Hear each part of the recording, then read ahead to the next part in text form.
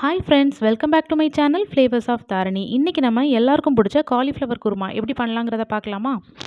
இப்போ இந்த குருமா செய்கிறதுக்கு முதல்ல நம்ம மசாலா எல்லாத்தையுமே நம்ம வறுத்து அரைக்கணும். அதுக்கு 2 ஸ்பூன் மல்லி, கொஞ்சமாக கருவேப்பிலை, ஒரு 5 காஞ்ச மிளகா, அப்புறம் அந்த ஹோல் ஸ்பைசஸ் பட்டை, கிராம்பு, அந்த பிரிஞ்சி இலை, இது எல்லாத்தையுமே சேர்த்து எடுத்துக்கலாம்.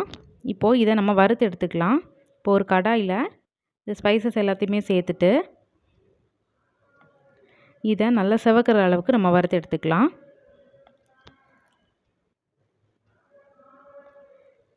கரிஞ்சிடக்கூடாது. இப்போது இதை தனியாக ஒரு பிளேட்டுக்கு மாற்றி எடுத்துடலாம். இப்போது இதில் ஒரு அரை கப் அளவு தேங்காய், ஒரு 4 சின்ன வெங்காயம் இதையும் சேர்த்துட்டு இதையுமே நம்ம நல்லா வறுத்து எடுத்துக்கலாம். மீடியம் ஹீட்லேயே வச்சு நல்லா வறுத்து எடுத்துக்கோங்க.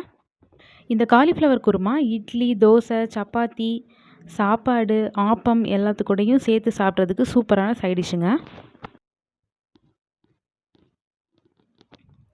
இப்போது இந்த மாதிரி நல்லா வறுத்து எடுத்தாச்சு. இப்போ இதை ஒரு மிக்ஸி ஜாருக்கு மாற்றிட்டு நல்லா நைஸாக அரைச்சி எடுத்து வச்சுக்கலாம். இப்போது காலிஃப்ளவரை நான் சின்ன சின்ன துண்டுகளாக கட் பண்ணிவிட்டு மஞ்சள் தூள், கொஞ்சமாக உப்பு போட்டு சுடு தண்ணியில் ஒரு 10 நிமிஷம் நான் போட்டு எடுத்து வச்சுருக்கேன். இது இப்போ இருக்கட்டும்.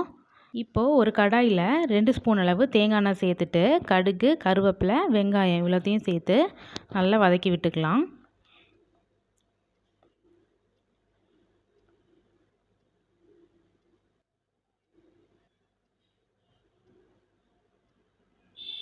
இந்த வெங்காயம் கொஞ்சம் சாஃப்டாகி நல்லா வதங்கி வந்ததும் இப்போது இதில் நம்ம நைஸாக அரைச்சி வச்சுருக்க இந்த மசாலாவை இதில் சேர்த்துடலாம்.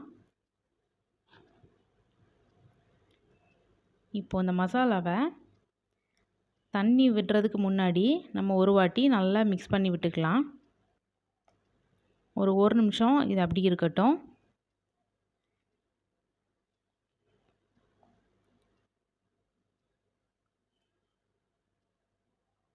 இப்போ இதில் நமக்கு தேவையான அளவு தண்ணி விட்டு நல்லா மிக்ஸ் பண்ணி எடுத்துக்கலாம். நான் ஒரு 1.5 கப் அளவு தண்ணி விட்டுருக்கேன்.